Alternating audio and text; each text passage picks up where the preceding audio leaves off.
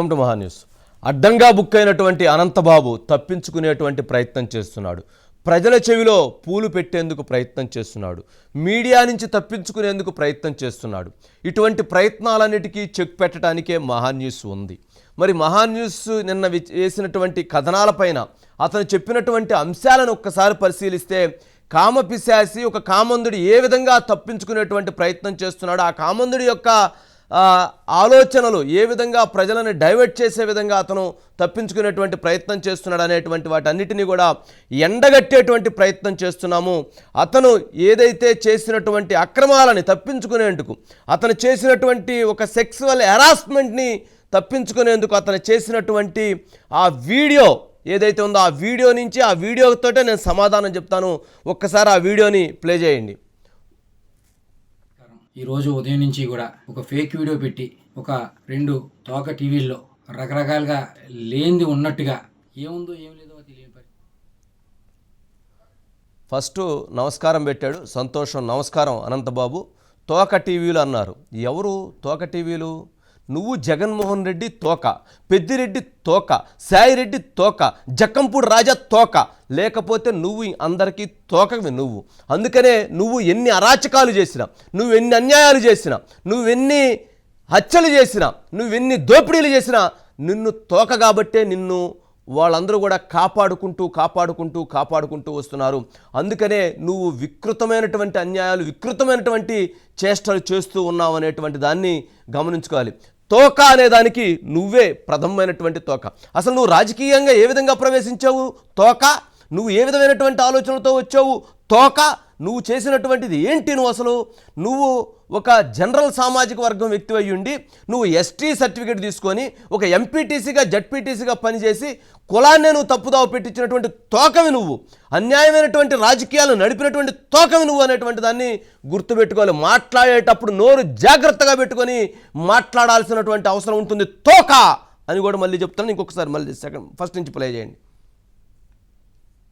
నమస్కారం. ఈరోజు ఉదయం నుంచి కూడా ఒక ఫేక్ వీడియో పెట్టి ఒక 2 తోక టీవీల్లో రకరకాలుగా లేనిది ఉన్నట్టుగా ఏముందో ఏం లేదో తెలియని పరిస్థితిలో లేనిది ఉన్నట్టుగా చూపించి శిలలో పళ్ళలో అల్లి చూపిస్తాను.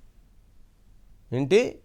లేనిది ఉన్నట్లుగా, ఉన్నది లేనట్లుగా, లేనిది ఉన్నట్లుగా, ఉన్నది లేనట్లుగా చూపించటం ఏంది? నీ దగ్గర లేకపోతే లేదని చెప్పు, నాకు లేదు అని చెప్పు. అంతేగాని లేనిది ఉన్నట్లుగా, ఉన్నది లేనట్లుగా చూపించటం ఏంటి?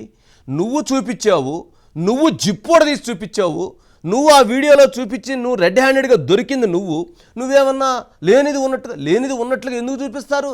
నీ దగ్గర లేకపోతే లేదు అని చెప్పు అనంతబాబు, నాకు లేదు అని చెప్పు. అంతేకాని లేనిది ఉన్నట్లుగా చూపించారంటావేంటి? లేనిది ఉన్నట్లుగా చూపించడానికి ఎట్లా సాధ్యమైద్ది? ఉన్నది ఉన్నట్లుగా చూపించడానికి సాధ్యం అవుతుంది, కానీ లేనిది ఉన్నట్లుగా చూపించడానికి ఎలా సాధ్యం అవుతుంది అనంతబాబు? నువ్వు చెప్తున్నటువంటి దాంట్లో నువ్వు అక్కడే ఒక అసత్యమైనటువంటి అంశాన్ని నువ్వు లేవనెత్తున్నావు. లేనిది ఉన్నట్లుగా, ఉన్నది లేనట్లుగా చూపించేటువంటి చిలవలు పలవలుగా చెప్పాల్సిన అంశం ఏంది? ఒక మర్డర్ కేసులో నువ్వు ఒక ముద్దాయివి, అనేక కేసుల్లో నువ్వు ఒక ముద్దాయివి, అనేక రాజకీయ రంగంలో నువ్వు ఎంటర్ అయినటువంటి విధానంలో నువ్వు ఒక ముద్దాయివి.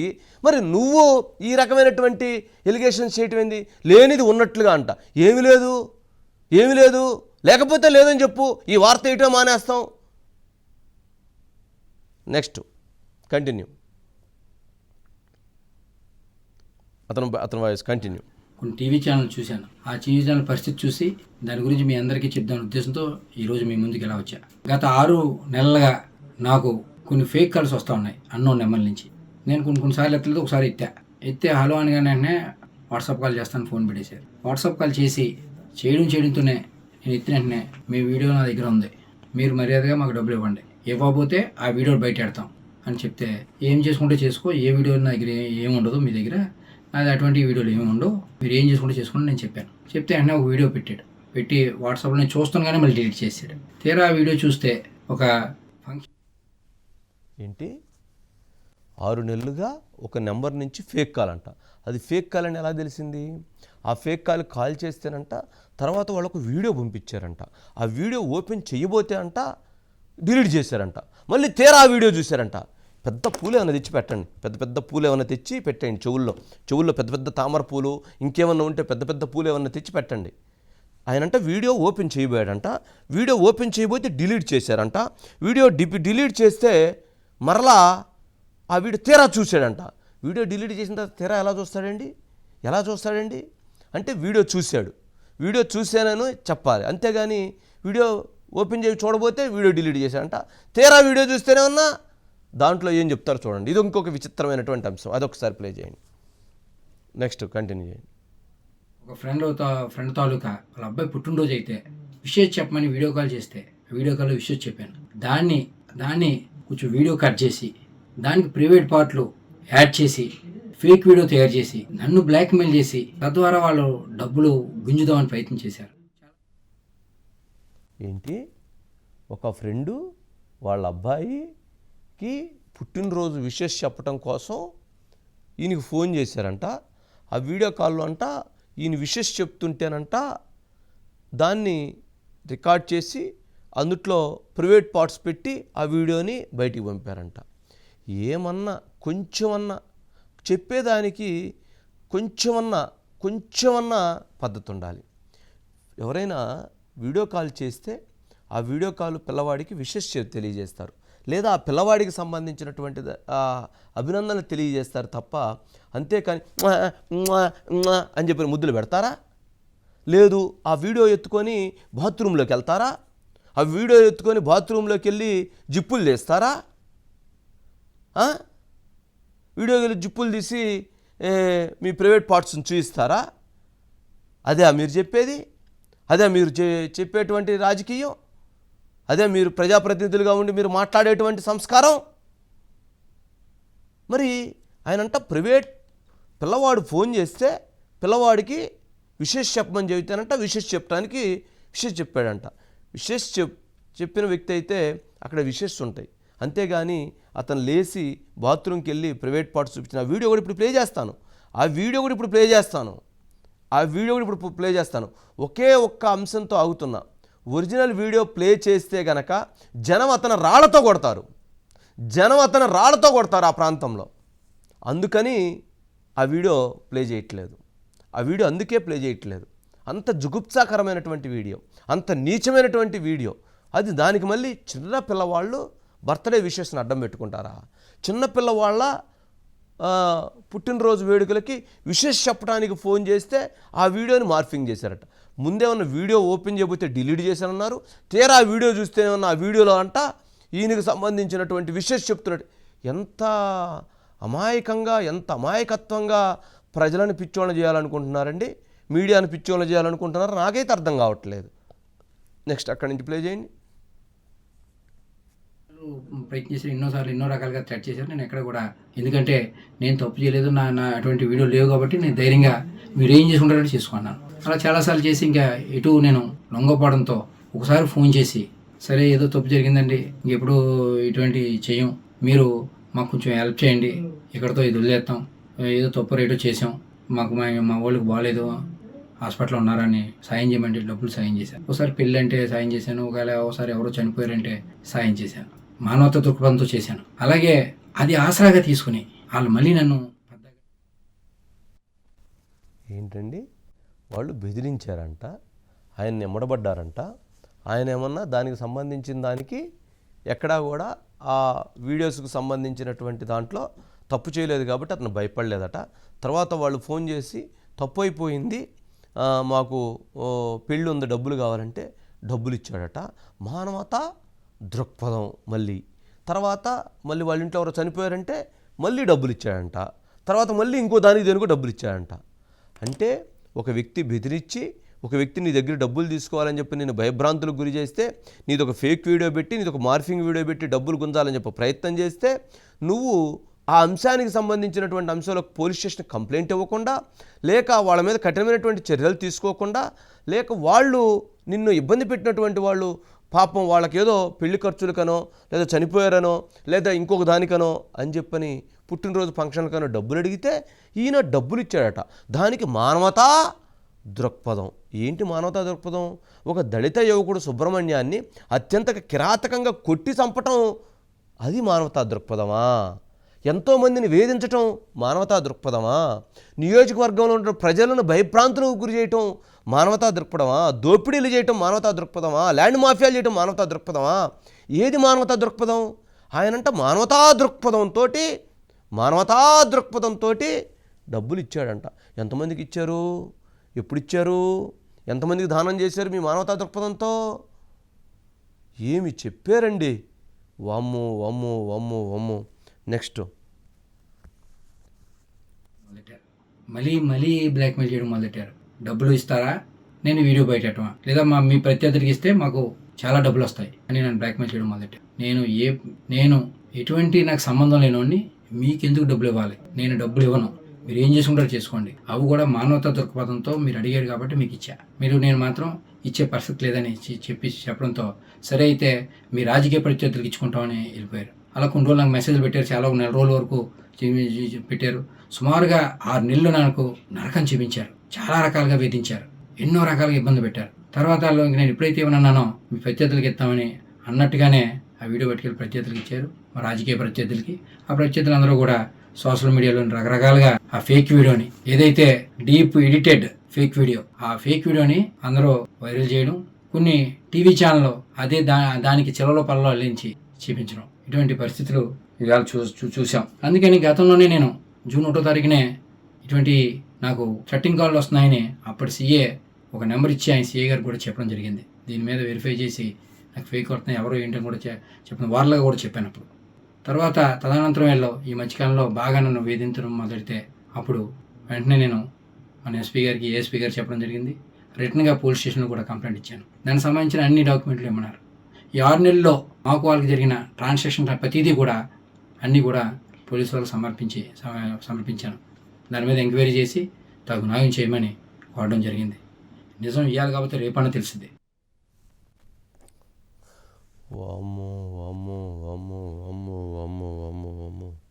నరకం చూపించారంట ఆయన్ని చాలా తీవ్ర ఇబ్బందులకు గురి చేశారంట. ఆ ఫేక్ వీడియోలని, ఆ డీప్ ఎడిటెడ్ ఫేక్ వీడియోలంట, వీటన్నిటినీ తీసుకొని పోయి సిఐకి ఒక కంప్లైంట్ని ఇచ్చేసారంట. ఆ నెంబర్ కూడా ఇచ్చారంట. అసలు చెప్తున్నటువంటి దానికి ఎక్కడైనా కొంత పొంతన ఉండాలి అనేటువంటి దాన్ని అర్థం చేసుకోవాలి. ఆయన ఏమంటాడు? రాజకీయ ప్రత్యర్థులకు ఇచ్చారంట, మానవతా దృక్పథంతో చేశాడు, వాళ్ళకి డబ్బులు ఇచ్చాడట. మరి అంత ఇబ్బంది పెడుతున్నటువంటి వాళ్ళకి డబ్బులు ఎందుకు ఇచ్చాడు? ఆ డబ్బులు ఇచ్చినటువంటి అంశానికి సంబంధించి అప్పుడే ఎందుకు పోలీస్ కంప్లైంట్ ఇవ్వలేదు? అంటే ఆ వీడియో తనది కాబట్టి వాళ్ళకి డబ్బులు ఇచ్చాడు. ఆ వీడియో తనది కాకపోతే వాళ్ళకి డబ్బులు ఇచ్చేటువంటి వ్యక్తి కాదు. మరి ఆ వీడియో తనదైనప్పుడు వాళ్ళు బెదిరించారు కాబట్టి డబ్బులు ఇచ్చినప్పుడు, మరలా తర్వాత బెదిరించారు కాబట్టి ఇప్పుడు డబ్బులు ఇవ్వలేనని చెప్పడంతో వాళ్ళు బయట పెట్టారని చెప్పి వాళ్ళ మీద ఎలిగేషన్ చేస్తున్నాడు. అసలు ఏం చెప్పారు, ఆయన మాట్లాడినటువంటిది ఏంటి, ఆయన మాట్లాడుతున్నటువంటి సందర్భం ఏంటి అనేటువంటి దాన్ని మనం పూర్తిగా బయటికి తీయాల్సినటువంటి అంశం ఉంది. సరే, ఇప్పుడు ఆయన చెప్పినటువంటిది నిన్న పోలీస్ స్టేషన్లో కంప్లైంట్ ఇచ్చారనంటే, నేను ఎవరైతే మనం ఇన్స్పెక్టర్తో మాట్లాడిన నరసింహమూర్తి గారు, ఆయన మా కంప్లైంట్ రాలేదని చెప్పి అన్నారు. మరి ఆయన ఏ ఎస్పీకి ఇచ్చారో, ఏ సిఐకి ఇచ్చారో, ఎవరికి ఇచ్చారో అనేటువంటిది కూడా తెలవాల్సినటువంటి అంశం ఉంది, తేల్చాల్సినటువంటి అంశం ఉంది. సరే, ఆయన కంప్లైంట్ ఇస్తే ఆయనకు అన్యాయం జరిగితే ఆ రకంగా విచారణ చేస్తారు, వాళ్ళకి అన్యాయం జరిగితే వాళ్ళకి విచారణ చేస్తారు. సరే, ఆయన మొత్తం మీద చెప్పినటువంటిది ఈ ఎపిసోడ్లో ఏంటంటే, ఒక డర్టీ పిక్చర్ని ఆయన రిలీజ్ చేసి దానికి మళ్ళీ మీడియాని తప్పుదోవ పట్టించే, మీడియాని మీద చిలవల పలవలుగా మాట్లాడే విధంగా, మీడియాని దూషించే విధంగా, అదేవిధంగా తాను పవిత్రుడైనట్టు, తనకు మానవతా దృక్పథం ఉన్నట్టు, తాను పత్తిత్తు అయినట్టు, తాను ఒక నిజాయితీపరుడు, నీతిమంతుడైనట్టు దీనికి ఒక కట్టుకథను అల్లేటువంటి ఒక ప్రయత్నాన్ని చేసి ఏ రకంగా అడ్డంగా బుక్ అయ్యాడో చూసాము. ప్రజలు దీన్ని స్పష్టంగా అతను చెప్పినటువంటి అంశాలను వింటే సరిపోతుంది. ఒక్కసారి మరలా మొత్తం వీడియోని ప్లే చేయండి. ఆ మొత్తం వీడియోలో ఆయన చెప్పినటువంటి సారాంశాన్ని బట్టి ఇంకొకసారి రిపీట్ చేసి తర్వాత అతను నిన్న ఏం మాట్లాడాడు, ఈరోజు ఏం మాట్లాడాడు అనే దాని మీద కూడా మనం క్లారిఫికేషన్ చేద్దాం. ఒకసారి ప్లే చేయండి. ఈరోజు ఉదయం నుంచి కూడా ఒక ఫేక్ వీడియో పెట్టి ఒక 2 తోక టీవీల్లో రకరకాలుగా లేనిది ఉన్నట్టుగా, ఏముందో ఏం లేదో తెలియని పరిస్థితిలో లేనిది ఉన్నట్టుగా చూపించి శిలలో పల్లలో అల్లి చూపిస్తున్న కొన్ని టీవీ ఛానల్ చూశాను. ఆ టీవీ ఛానల్ పరిస్థితి చూసి దాని గురించి మీ అందరికీ చెప్దామనే ఉద్దేశంతో ఈరోజు మీ ముందుకు ఇలా వచ్చా. గత 6 నెలలుగా నాకు కొన్ని ఫేక్ కాల్స్ వస్తూ ఉన్నాయి అన్నోన్ నెంబర్ నుంచి. నేను కొన్నిసార్లు ఎత్తలేదు, ఒకసారి ఎత్తే హలో అనగానే వాట్సాప్ కాల్ చేస్తాను ఫోన్ పెట్టేశారు. వాట్సాప్ కాల్ చేయడంతోనే నేను ఎత్తిన వెంటనే మీ వీడియో నా దగ్గర ఉంది, మీరు మర్యాదగా మాకు డబ్బులు ఇవ్వండి, ఇవ్వకపోతే ఆ వీడియో బయట పెడతాం, అని చెప్తే, ఏం చేసుకుంటే చేసుకో, ఏ వీడియో నా దగ్గర ఏమి ఉండదు, మీ దగ్గర అది అటువంటి వీడియోలు ఏమి ఉండవు, మీరు ఏం చేసుకుంటే చేసుకోండి నేను చెప్పాను. చెప్తే వెంటనే ఒక వీడియో పెట్టాడు. పెట్టి వాట్సాప్లో నేను చూస్తాను కానీ మళ్ళీ డిలీట్ చేసాడు. తీరా ఆ వీడియో చూస్తే ఒక ఫంక్షన్లో ఒక ఫ్రెండ్ తాలూకా వాళ్ళ అబ్బాయి పుట్టినరోజు అయితే విషయం చెప్పమని వీడియో కాల్ చేస్తే వీడియో కాల్లో విషయం చెప్పాను. దాన్ని కొంచెం వీడియో కట్ చేసి దానికి ప్రైవేట్ పార్ట్లు యాడ్ చేసి ఫేక్ వీడియో తయారు చేసి నన్ను బ్లాక్మెయిల్ చేసి తద్వారా వాళ్ళు డబ్బులు గుంజుదామని ప్రయత్నం చేశారు. చాలాసార్లు ప్రయత్నం చేశారు, ఎన్నో రకాలుగా థ్రెట్ చేశారు. నేను ఎక్కడ కూడా, ఎందుకంటే నేను తప్పు చేయలేదు, నా అటువంటి వీడియో లేవు కాబట్టి నేను ధైర్యంగా మీరు ఏం చేసుకుంటారంటే చేసుకున్నాను. అలా చాలాసార్లు చేసి ఇంకా ఎటు నేను లొంగపోవడంతో ఒకసారి ఫోన్ చేసి, సరే ఏదో తప్పు జరిగిందండి, ఇంకెప్పుడు ఇటువంటి చెయ్యం, మీరు మాకు కొంచెం హెల్ప్ చేయండి, ఇక్కడతో ఇది వదిలేస్తాం, ఏదో తప్పు రేటో చేసాం, మాకు మా వాళ్ళకి బాగాలేదు, హాస్పిటల్లో ఉన్నారని సాయం చేయమంటే డబ్బులు సాయం చేశాను. ఒకసారి పెళ్ళి అంటే సాయం చేశాను, ఒకసారి ఎవరో చనిపోయారంటే సాయం చేశాను, మానవత దృక్పథంతో చేశాను. అలాగే అది ఆసరాగా తీసుకుని వాళ్ళు మళ్ళీ నన్ను పెద్దగా డబ్బులు అడగడం మొదలెట్టారు. మళ్ళీ బ్లాక్మెయిల్ చేయడం మొదలెట్టారు. డబ్బులు ఇస్తారా, నేను వీడియో బయటమా, లేదా మీ ప్రత్యర్థికి ఇస్తే మాకు చాలా డబ్బులు వస్తాయి అని నన్ను బ్లాక్మెయిల్ చేయడం మొదలెట్టారు. నేను ఎటువంటి నాకు సంబంధం లేనివాడిని మీకెందుకు డబ్బులు ఇవ్వాలి, నేను డబ్బులు ఇవ్వను, మీరు ఏం చేసుకుంటారో చేసుకోండి, అవి కూడా మానవతా దృక్పథంతో మీరు అడిగారు కాబట్టి మీకు ఇచ్చా, నేను మాత్రం ఇచ్చే పరిస్థితి లేదని చెప్పడంతో సరే అయితే మీ రాజకీయ ప్రత్యర్థులకు ఇచ్చుకుంటామని వెళ్ళిపోయారు. అలా కొన్ని రోజులు నాకు మెసేజ్లు పెట్టారు, చాలా 1 నెల రోజుల వరకు పెట్టారు. సుమారుగా 6 నెలలు నాకు నరకం చూపించారు, చాలా రకాలుగా వేధించారు, ఎన్నో రకాలుగా ఇబ్బంది పెట్టారు. తర్వాత నేను ఎప్పుడైతే ఏమన్నానో మీ ప్రత్యర్థులకి ఇస్తామని అన్నట్టుగానే ఆ వీడియో పట్టుకెళ్ళి ప్రత్యర్థులకి ఇచ్చారు, మా రాజకీయ ప్రత్యర్థులకి. ఆ ప్రత్యర్థులందరూ కూడా సోషల్ మీడియాలో రకరకాలుగా ఆ ఫేక్ వీడియోని, ఏదైతే డీప్ ఎడిటెడ్ ఫేక్ వీడియో, ఆ ఫేక్ వీడియోని అందరూ వైరల్ చేయడం, కొన్ని టీవీ ఛానల్లో అదే దానికి చెలలో పల్లలో అల్లించి చూపించడం, ఇటువంటి పరిస్థితులు ఇవాళ చూసాం. అందుకని గతంలోనే నేను జూన్ 1వ తారీఖునే ఇటువంటి నాకు థ్రెట్టింగ్ కాల్ వస్తున్నాయని అప్పటి సీఏ ఒక నెంబర్ ఇచ్చి ఆయన సీఏ గారికి కూడా చెప్పడం జరిగింది. దీని మీద వెరిఫై చేసి నాకు ఫేక్ వస్తున్నాయి, ఎవరో ఏంటని కూడా చెప్పిన వార్తలుగా కూడా చెప్పాను. అప్పుడు తర్వాత తదనంతరం ఈ మధ్యకాలంలో బాగా నన్ను వేధించడం మొదలెడితే అప్పుడు వెంటనే నేను మన ఎస్పీ గారికి, ఏఎస్పీ గారు చెప్పడం జరిగింది. రిటర్న్గా పోలీస్ స్టేషన్లో కూడా కంప్లైంట్ ఇచ్చాను. దానికి సంబంధించిన అన్ని డాక్యుమెంట్లు ఇమ్మన్నారు. ఈ 6 నెలల్లో మాకు వాళ్ళకి జరిగిన ట్రాన్సాక్షన్ ప్రతిదీ కూడా అన్నీ కూడా పోలీసు వాళ్ళకి సమర్పించాను. దాని మీద ఎంక్వైరీ చేసి తగు న్యాయం చేయమని కోరడం జరిగింది. నిజం ఇవ్వాలి కాబట్టి రేపన్నా తెలిసింది. ఖచ్చితంగా భగవంతుడే ఉన్నాడు. మీ అందరినీ కూడా మీడియా పరంగా మీ అందరినీ ఒకటే కోరుతా ఉన్నా. ఎందుకంటే ఇలాగా ఇటువంటి ఏదైతే ఈ టెక్నాలజీని వాడి చాలామందిని ఇబ్బంది పడే పరిస్థితులు గతంలో చాలా చూసాం మనం. ఇవాళ నేను ఒక బాధితుడిని, నాలాగా ఇంకొక బాధితుడు ఎవరో కూడా బారిన పడకుండా ఒక ఫేస్ యాప్, ఒక ఇలా రకరకాల యాప్లతో అందరినీ వేధించున్న పరిస్థితి. నాలాగా ఇంకొక బాధితుడు బాధపడకుండా ఇలాగా ఫేక్ వీడియోలు పెట్టి డబ్బుల గురించి ప్రయత్నం చేసే వాళ్ళకి సహాయ సహకారాలు అందకుండా అడ్డుకట్టు వేయాలని మీరందరూ మీరందరూ సహాయ సహకారాలు అందియాలని వీళ్ళందరినీ కూడా చేతులు జోడించి వీళ్ళందరినీ అభ్యర్థిస్తూ ఉన్నా. మొత్తానికి అనంతబాబు చేసినటువంటి ఒక సిగ్గుమాలినటువంటి పనికి మరలా భగవంతుణ్ణి కూడా తీసుకొచ్చాడు. భగవంతుడు ఉన్నాడట, భగవంతుడు చూస్తాడట. ఏమిటిది? ఎక్కడైనా న్యాయం అనేటువంటి ఉంటుంది కదా. నువ్వు చేసింది తప్పా లేదా అనేటువంటి దాంట్లో క్లారిటీ ఇవ్వాలి.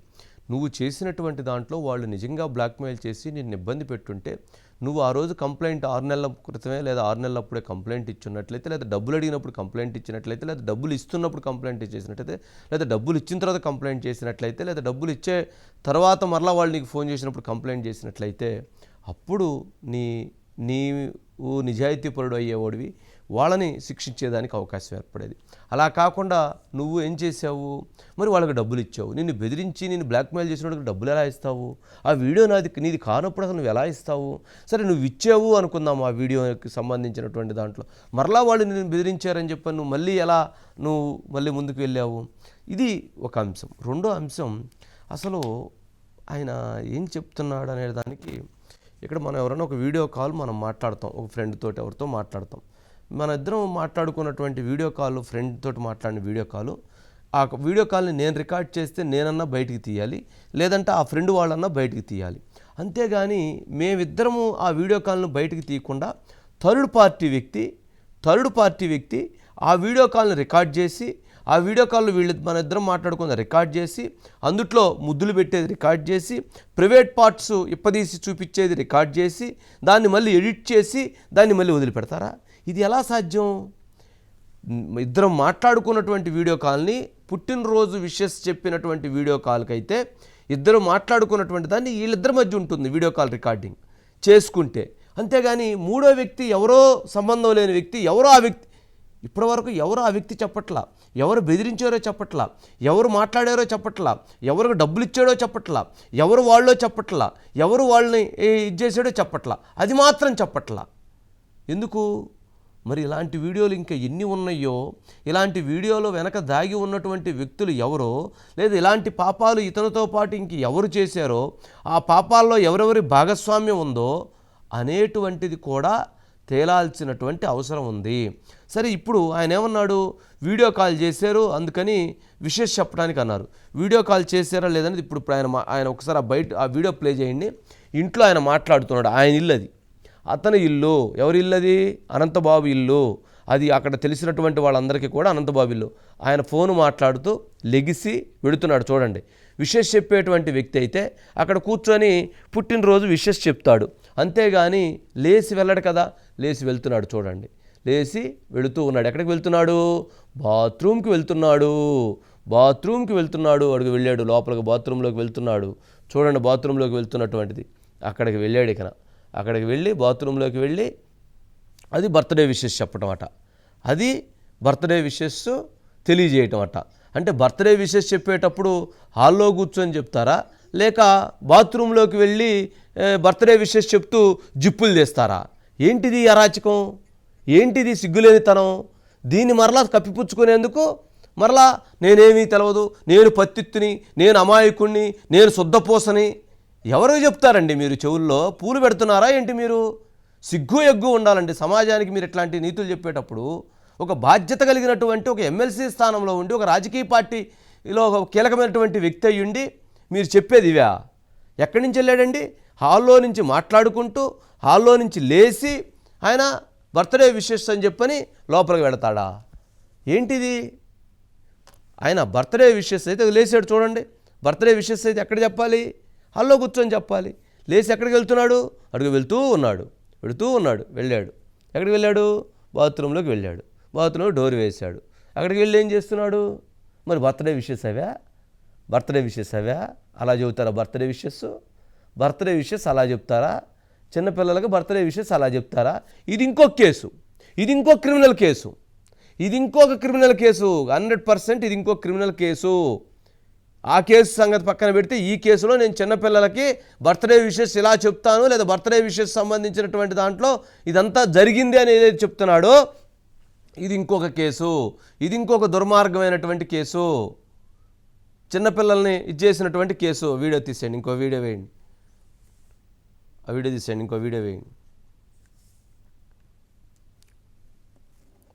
మరి ఇది అనంతబాబు చెప్పేటువంటి అంశం. అనంతబాబు మరి దీనికి సంబంధించి అసలు ఎలా ప్రజలను నమ్మించాలనుకుంటున్నాడు, ఎలా ప్రజలను తప్పుదోవ పట్టించాలనుకుంటున్నాడు? మరా తోక టీవీలంట. ఎవరికి తోక? నీకేమన్నా తోక? నువ్వు జగన్మోహన్ రెడ్డి గారికి తోక, నువ్వు పెద్దిరెడ్డి గారికి తోక, లేక నువ్వు సజ్జల గారికి తోక, లేక నువ్వు జక్కంపూడి రాజాకి తోక, లేక నువ్వు అక్కడ ఉన్నటువంటి పార్టీ నాయకత్వానికి తోక.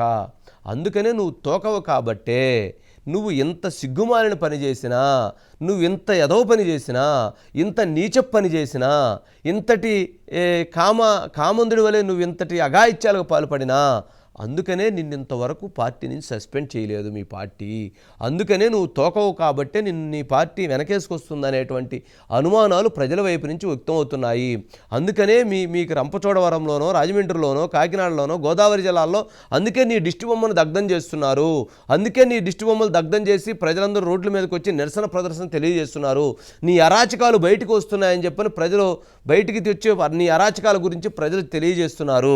అది మరి జరుగుతున్నటువంటి అంశం. మరి దాన్ని కప్పిపుచ్చేటువంటి ప్రయత్నం చేస్తూ అమాయకంగా ఏమీ ఎరగనట్టుగా ఒక శుద్ధపోసవలే ఏంటి ఈ రకంగా నమ్మించేటువంటి ప్రయత్నం చేస్తారా? ప్రజల్ని ఈ రకంగా తప్పుదోవ పట్టించేటువంటి ప్రయత్నం చేస్తారా? మీడియాని ఈ రకంగా తప్పుదోవ పట్టించేటువంటి ప్రయత్నం చేస్తారా?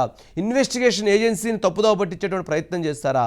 అంటే నిన్ను బ్లాక్మెయిల్ అంటే నీ వీడియో కానప్పుడు నీకెందుకు ఫోన్ చేస్తారు? నువ్వు వాళ్ళని ఎంత టార్చర్ చేస్తుంటావు? నువ్వు ఆ మహిళను ఎంత టార్చర్ చేస్తుంటావు? ఆ మహిళను ఏ విధంగా ఇబ్బంది పెట్టుంటావు? నువ్వే అనుకుంటే నాకు ఇంకొక వ్యక్తి ఇంకొకడు పంపించాడు. నువ్వే అనుకుంటే నీ శిష్యుడు ఇంకొకడు ఉన్నాడట. నీ శిష్యుడు రాజవొబ్బంగి మండలం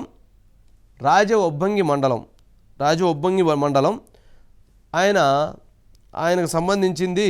ఆయన అక్కడ మండల ఎంపీపీ భర్తట. ఆయన మరి వైసీపీ జిల్లా ప్రధాన కార్యదర్శి అట. ఆయన దాట్ల వెంకటేశ్వరరాజు. ఆయన అనంతబాబుకి రైట్ హ్యాండ్గా రంపచోడవరం నియోజకవర్గంలో రాజవొబ్బంగి మండలానికి ప్రధాన నాయకుడట. మరి ఆయన 2 సంవత్సరాల క్రితం ఒక మహిళా వాలంటీర్తో జిప్పు తీసి ఫోటో పంపించాడు. ఆ వాలంటీర్కి ఆ ఫోటో వెళ్ళింది. ఆ ఫోటో పంపించి ఆమెను రమ్మన్నారు. ఆ వాలంటీరు తను దాన్ని ఆ రోజు పోలీస్ కంప్లైంట్ ఇస్తే అనంతబాబు ఎక్కడ వేధిస్తాడో ఎక్కడ చంపేస్తాడో అనేటువంటి భయంతో ఆ మహిళ ఆ వీడియోని బయట పెట్టలేకపోయింది. తదనంతరం ఇప్పుడు ఆ మహిళ కూడా ఆ ఫోటోని బయటికి పెడుతున్నటువంటి పరిస్థితి ఉంది. మరి ఏజెన్సీలో మరి ఇదే పార్టీ అనంతబాబు రైట్ హ్యాండు మరి వెంకటేశ్వరరావు చేసినటువంటి నా దగ్గర ఆ ఫోటోలు కూడా ఉన్నాయి. ఇంకా అవి కూడా ఇక్కడ ఎన్నని చూపిస్తాం, ఎన్నని చెప్తాం? ఏంటిది? ట్రైబల్ ఉమెన్స్ని లేదా గిరిజన ప్రాంతాల్లో లేదా అక్కడ ఉన్నటువంటి ఎస్సీ ఎస్టీలని ఆ రకంగా వేధిస్తారా? ఆ రకంగా వాలంటీర్లని ఇబ్బంది పెడతారా? ఆ రకంగా అక్కడికి వచ్చినటువంటి ఉద్యోగులని వెంటబడతారా? వేధిస్తారా? ఇదే మీరు చేసినటువంటి ప్రజాస్వామ్యం? ఇదే మీ పరిపాలనలో జరిగినటువంటి కార్యక్రమాలు? ఎంతటి దుర్మార్గం! మళ్ళీ ఇప్పుడు ఇంకొకరు వచ్చింది. ఆయన శిష్యుడు. అంటే ఎవరైతే నాయకుడు ఏ రూట్లో అయితే నడుస్తున్నాడో ఆయన వెనకమాల ఉన్నటువంటి సైన్యం అంతా అదే నడుస్తుంది కదా. అందుకని వీళ్ళందరూ కూడా అదే రకమైనటువంటి సైన్యంగా నడిచారు అనేటువంటి దానికి ఇక్కడ అనేకమైనటువంటి అంశాలు వెలుగులోకి వస్తూ ఉన్నాయి. మరి ఆ గిరిజన మహిళల్ని ఈ రకంగా లోబర్చుకొని ఈ రకమైనటువంటి అరాచకాలు చేయటం, ఈ వీడియోలు తీయటం, ఈ వీడియోల్లో ఈ రకమైనటువంటి అశ్లీలమైనటువంటి వాటన్నిటిని కూడా పంపించడానికి వాళ్ళు వ్యవహరించారని అంటే నిజంగా సిగ్గేస్తుంది. నిజంగా వీటికి సంబంధించినటువంటి దాంట్లో ఇక వీళ్ళని ఎలా ఉపేక్షించాలనేటువంటి దానికి కూడా మురళి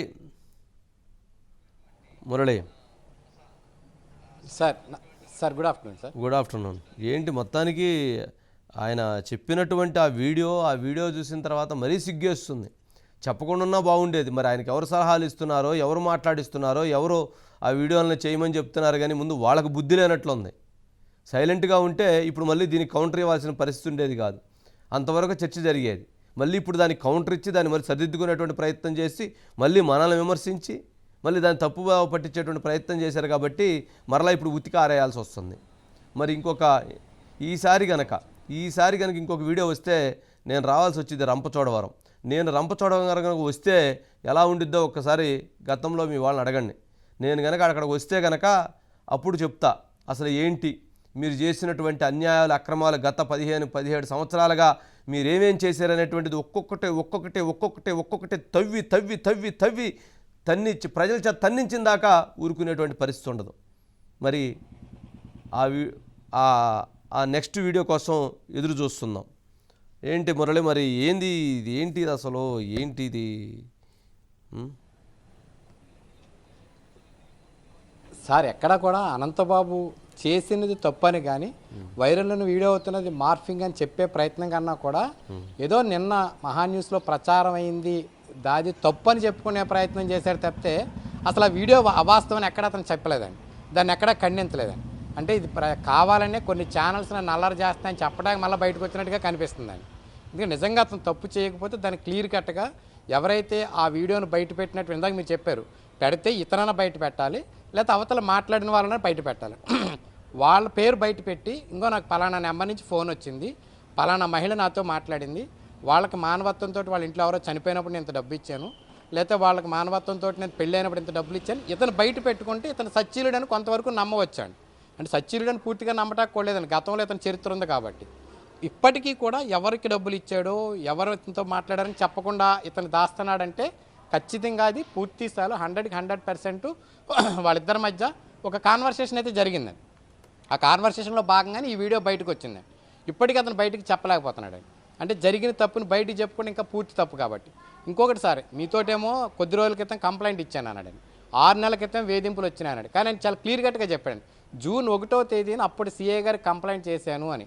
అంటే జూన్ 1 అంటే అప్పుడు ముఖ్యమంత్రి జగన్మోహన్ రెడ్డి ఆపద్ధర్మ ముఖ్యమంత్రిగా ఉన్నారండి. అంటే జూన్ 12 తర్వాత గవర్నమెంట్ ఫామ్ అయింది. కనీసం అప్పుడైనా అతను ఆ కేసును ఎఫ్ఐఆర్ చేయించుకుని ఆ కేసుని చేయించుకోలేదండి. అంటే అక్కడ కూడా ఎక్కడ కంప్లైంట్ ఇచ్చి ఉండడండి. అంటే నిన్న సీఏ గారు మాకు ఎటువంటి కంప్లైంట్ రాలేదని చెప్పారు కనుక దాన్ని కప్పుపుచ్చుకునేందుకు జూన్ 1వ తేదీకి తీసుకెళ్ళిపోయాడండి ఇష్యూని. 6 నెలల ముందని చెప్పాడండి. కానీ నన్ను మీతో మాట్లాడినప్పుడు ఆ ఫోన్లో మాట్లాడిన విషయాలు అతను మర్చిపోయినట్టున్నాడు. అతనికి స్క్రిప్ట్ రాసినటువంటి వ్యక్తి కూడా వాటిని పరిశీలించుకోలేదు. ఏదో ఒక మన కౌంటర్ ఇచ్చేస్తే ఇంకెవరో బయటికి రారనుకున్నారు తప్పితే మీరు మళ్ళీ ఎలా వచ్చి మొత్తం అన్ని క్లియర్ కట్గా ఎక్స్ప్లెయిన్ చేస్తారని అతను ఊహించుండడు, అతను స్క్రిప్ట్ రాసిన వ్యక్తి ఊహించుండడండి. మొత్తం మీద ఏదైతే ఈరోజు అనంతబాబు ఇచ్చినట్టు కౌంటర్కి నిజంగా కూడా సార్ దెయ్యాలు వేదాలు వల్లించినట్టుగా ఉంది సార్. అతనికి మానవత్వం ఉంటుంది సార్. అతని దగ్గర పనిచేసే డ్రైవర్ని చంపేసి ఇంటికి పార్సిల్ చేసిన వ్యక్తి, అతనికి మానవత్వం ఉంది, అందుకే నేను డబ్బులు ఇచ్చాను, పెళ్లికి డబ్బులు ఇచ్చాను, ఎవరో చనిపోయారని చెప్తున్నాడు సార్. అది ఏమాత్రం నమ్మశక్యం కాని అంశాలు అన్నమాట అండి. అయితే అతని మీద బురద పడుతుంది, మళ్ళీ పార్టీ ఏమైనా చర్యలు తీసుకుంటుందో తీసుకోదో, ప్రజలు అసహించుకుంటారు. ఎందుకంటే మొన్న ఎలక్షన్ టైంలో జగ్గంపేట ప్రచారానికి వెళ్తే అక్కడ ప్రజలు ఒక కాలనీలో తరిమి కొట్టారు సార్, తరిమారండి, పరిగెట్టిపోయాడు ఇతను.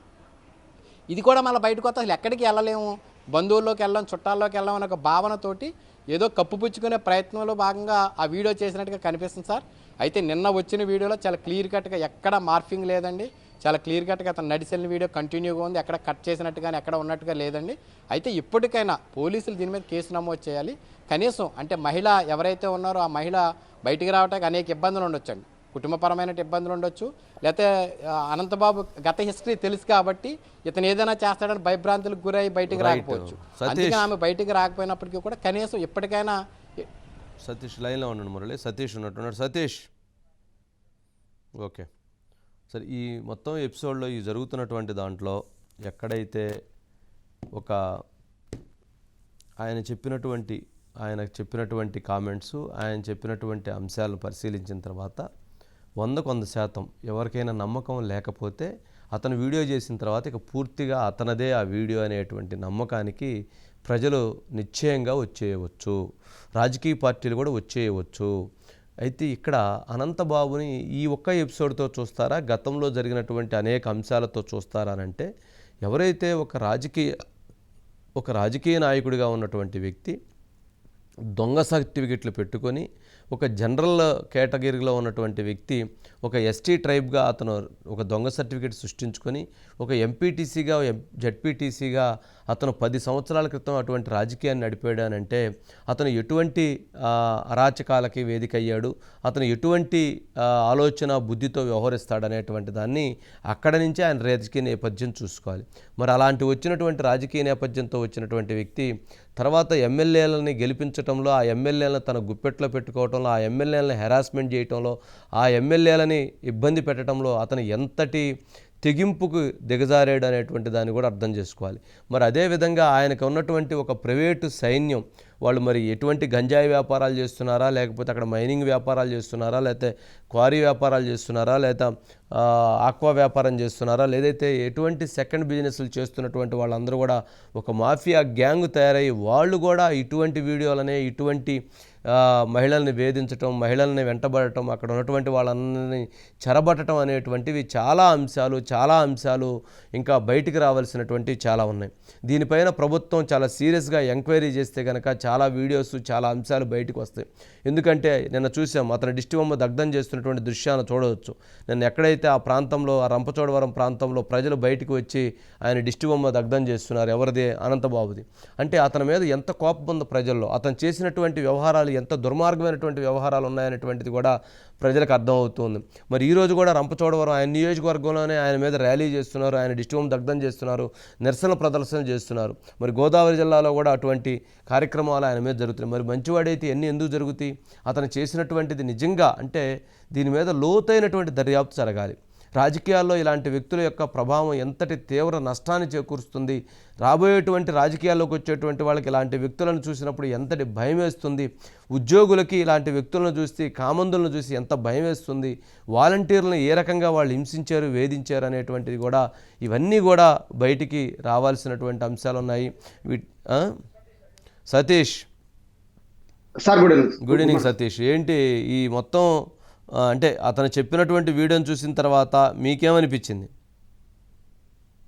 సార్ అంటే నిన్నకి ఈ రోజుకి కూడా అంటే సాయంకాలం ఏదైతే ప్రెస్ మీట్ పెడతానని చెప్పేసి నిన్న 5 గంటలకి విలేకరులకు సంబంధించి మొత్తం అందరికి చెప్పి సడన్ గా ప్రెస్ మీట్ అయితే మాత్రం పెట్టట్లేదు, ఒక వీడియో రిలీజ్ చేస్తానని చెప్పేసి ఆ రోజు నిన్న సాయంకాలం మొత్తం అంతా కూడా ఎవరైతే అనంతబాబు అలాగే అనంతబాబు సంబంధించి అనుచర గారు మొత్తం అందరూ కూడా ఫోన్ స్విచ్ ఆఫ్ చేసుకున్నారు. స్విచ్ ఆఫ్ చేసుకుని రాత్రి కూర్చుని ఆలోచించుకుని ఏం చేస్తే బాగుంటుంది, ఏ రకంగా చెప్తే బాగుంటుంది అని చెప్పేసి ఒక స్క్రిప్ట్ కూడా రెడీ చేసుకుని తర్వాత మార్నింగ్ ఈ వీడియో సెల్ఫీ వీడియో కూడా పెట్టడం కూడా జరిగింది సార్. ఆ సెల్ఫీ వీడియోలో కూడా పెట్టినప్పటికీ అందులో కూడా క్లియర్ గా ఆయన బయటపడిపోయిన పరిస్థితి. నన్ను మీతో మాట్లాడినప్పుడు నా మీద హనీ ట్రాప్ జరుగుతుంది, హనీ ట్రాప్ నా మీద జరుగుతుందని చెప్పేసి ఆయన ఒప్పుకున్నారు సార్. నిన్న ఈ రోజు అదే వీడియోలో మాట్లాడినప్పుడు ఆయన ఏం చెప్తున్నారు, దానికి సంబంధించి కూడా పూర్తి స్థాయిలో ఈ వీడియోకి నా మీద మార్పింగ్ జరిగింది, డీప్ మార్పింగ్ జరిగిందని చెప్తున్నారు. ఆ డీప్ మార్పింగ్ చాలా జాగ్రత్త పడ్డారు సార్. ఈ మార్పింగ్ లో కూడా చాలా జాగ్రత్త పడ్డారు. అందుకనే చేతుకున్న ఈ ఉంగరాలు తీసేసి మెల్ల చైన్ తీసేసి నీట్ గా ఏమీ లేకుండా కూడా ఆయన చెప్పే ప్రయత్నం అయితే చేసేసారు. కానీ వాస్తవానికి కూడా ఇప్పటికి కూడా ఆయన కప్పిపుచ్చుకునే ప్రయత్నం చేసినప్పటికీ మొత్తం ప్రజలందరూ దీన్ని గమనిస్తున్నారు. స్టిల్ ఈ రోజు కూడా ఆగ్రహ జ్వాలలు అయితే మాత్రం కొనసాగుతాయి. ఎందుకంటే గత చరిత్ర చూసుకున్నట్లయితే చరిత్ర సంబంధించి సార్ ఇక్కడ ఒక విషయం గమనించారు. గతంలో కూడా అనంతబాబు సంబంధించి గతం వాళ్ళ ఫ్యామిలీ దగ్గర నుంచి అంటే వెళ్ళకూడదు తెలియదు, అక్కడి నుంచి కూడా ఇటువంటి కంటిన్యూగా జరుగుతున్నట్లే ఆ నేపథ్యంలోనే ఇలా వస్తున్న ఇప్పుడు జరిగే ఈ అక్రమాలు ఏవవుతున్నాయి జరుగుతాయి సార్. అందులోనూ ఇప్పుడు మొన్నటి వరకు వైసీపీ సంబంధించి ఎమ్మెల్యేగా ఉన్నటువంటి నాగులపల్లి ధనలక్ష్మికి సంబంధించి భర్త ఎవరైతే ఉన్నారో అసలు ఈ రోజు చావు బ్రతుకుల మధ్య చింతూరులో హాస్పిటల్లో కొట్టుమిట్టాడుతున్నారు సార్. ఎందుకంటే కేవలం భార్య నుంచి భర్తను విడదీసిన పాపం ఈ అనంతబాబుకి వచ్చింది కాబట్టి అప్పటి నుంచి కూడా భర్తకి ఏం చేయాలి, అప్పటికి కూడా ఆ భర్త లాయర్ సార్ పాపం. ఆ లాయర్ కూడా ఆయన కూడా ఏం చేయలేక ఇంకా ఈ రోజు ఏం చేయాలో కనీసం చావు బతుకుల మధ్యన హాస్పిటల్లో ఒక్కడో కొట్టుమిట్టాడుతున్న పరిస్థితి సార్. అంటే ఇటువంటి ఘటనలు ఇది ఒకటే కాకుండా ఇంకా చాలా ఉన్నాయి సార్, వెలుగులోకి రావాల్సి చాలా ఉన్నాయి. కానీ ఈ రోజు ఈ ఉదాహరణ బయటపడిన దగ్గర నుంచి ఒక్కటిగా అన్ని కూడా బయటికి వస్తున్నాయి సార్. ప్రతి ఒక్కరు కూడా బయటికి ఓపెన్ అవుతున్నారు సార్. అనంతబాబు అక్రమాల పైన ప్రతి ఒక్కరు కూడా ఓపెన్ అవుతున్నారు. ఓపెన్ అయ్యి వాళ్ళకి సంబంధించి కూడా మాకు ఈ అన్యాయం జరిగింది, మాకు ఇలా జరిగిందని చెప్పేసి కూడా ఓపెన్ అవుతున్న పరిస్థితి నెలకొని చెప్పొస్తారు. ఎందుకంటే నిన్నటికి ఈ రోజుకి కూడా తన మాట మార్చిన విధానం కూడా క్లియర్ గా కనిపిస్తుంది. ఆయన చెప్పిన దానికి ఈ రోజు చెప్పిన దానికి కూడా చాలా క్లియర్ కట్ గా కూడా కనిపిస్తుంది. ఆయన ఈ వెనకావతలు ఉన్న ఎవరైతే ఉన్నారో ఎవరైతే 12 మంది ఉన్నారో ఈ 12 మంది సంబంధించి కూడా నిన్న ఎమ్మెల్యే సంబంధించి కూడా మొత్తం పూర్తిగా వాళ్ళ పేర్లతో సహా లిస్ట్ కూడా రిలీజ్ చేసేస్తారు. ఎవరెవరైతే ఉన్నారో ఆ రోజు ఆ డ్రైవర్ సుబ్రహ్మణ్యం హత్య కేసు ఇదే 12 మంది ఉన్నారు. అసలు ఇప్పటికి కూడా ఆయన వెనక వీళ్ళే ఉన్నారని చెప్పేసి కూడా ఆవిడ నాకు నేరుగా మొత్తం ప్రతి ఒక్కరికి సంబంధించి 12 పేర్లు కూడా ఆవిడ రిలీజ్ చేయడం కూడా జరిగింది సార్. కానీ మీరంతా చెప్పినట్టు చాలా హాస్యాస్పదంగా ఉంది సార్. ఆయన చెప్పింది ఎలా అంటే అబ్బాయికి బర్త్డే విషయం చెప్పడం అని చెప్పేసి బాత్రూమ్ కి వెళ్ళడం అనేది క్లియర్. ఇప్పుడు సతీష్, ఇప్పుడు వాళ్ళ ఇల్లు నువ్వు చూసుంటావు కదా, అది వాళ్ళ ఇంట్లో వీడియోనే కదా. మరి ఆయన లేచి విషెస్ చెప్పేటప్పుడు బాత్రూంలోకి వెళ్ళి బాత్రూంలో విషెస్ అలా చెప్తారా? మరి అక్కడే వాళ్ళు ఎడిట్ చేస్తారా? అక్కడే వాళ్ళు ఎడిట్ చేసి పెడతారు. అయినా వీళ్ళిద్దరూ మాట్లాడుకున్న వీడియో థర్డ్ పార్టీకి ఎలా వెళ్ళిద్ది? ఆ థర్డ్ పార్టీ ఎవరో తెలియదంటాడు, వాళ్ళు ఎవరో వాళ్ళతో మాట్లాడలేదంటాడు, వాళ్ళకి మాత్రం డబ్బులు పంపించాడు, మానవతా దృక్పథం అంటున్నాడు. ఏంటి మానవతా దృక్పథం అంత ఉందా ఆయనకి? కింటాలు ఉందా ఆయనకి? ఏమన్నా టన్నులు అంత మానవతా దృక్పథం ఉంది కాబట్టే కదా సార్ డ్రైవర్ సుబ్రహ్మణ్యం నీట్ గా డెలివరీ చేసేప్పుడు ఇంటికి దాకా తీసుకెళ్ళాడు కదా సార్. పాపం అండి చంపేసిన తర్వాత పాపం అదే మానవతా దృక్పథంతో కదా ఇంటి వరకు తీసుకెళ్లి పాపం బాడీ చాలా బాధ్యతగా అప్పచెప్పాడు సార్. అప్పచెప్పి నేనే చేశాను కూడా ఒప్పుకున్నాడు సార్. ఆయన మానవతా దృక్పథం అక్కడే క్లియర్ గా కనిపిస్తుంది సార్. మరి ఎంతవరకు ఉందనేది మనం అక్కడే అబ్జర్వ్ చేసుకోవచ్చు సార్. అంత జాలిగోనో అమాయకుడు అండి. నేను అమాయకుడిని నాకు ఏమీ తెలియదు, ఈ రోజు బాధితుడికి నిలబడ్డాను అని చెప్పాడు. అంటే ఈయనే ఒక బాధితుడైతే ఈయన తరఫున ఎంతమంది బాధితులు ఉన్నారు అనేది కూడా ఈ రోజు బయటపడతారు సార్. మొత్తం ఒక్కరు కాదు, ఇద్దరు కాదు, వేలల్లో ఈ బాధితులు గత 10 సంవత్సరాలు 11 సంవత్సరాల నుంచి ఈ వేలల్లో ఈ బాధితులు బయటకు వస్తున్న పరిస్థితి నేరుగా కూడా మనం నేరుగా చూస్తున్నాం సార్. రైట్, మరి చూద్దాం మరి ఆయన ఏం చెప్తాడు అనేటువంటిది. ఒకసారి ఆయనకు సంబంధించి ఎవరైతే ఎమ్మెల్యే మిరియాల శిరీషాదేవి బయట కూడా ఉన్నట్లుంది. ఒకసారి బయట రెడీగా ఉందా? ఒకసారి బయట కూడా తీసుకోండి. ఎవరైతే ఇప్పుడు అనంతబాబుకు సంబంధించిన మరికొన్ని అప్డేట్స్ రాబోతున్నాయి.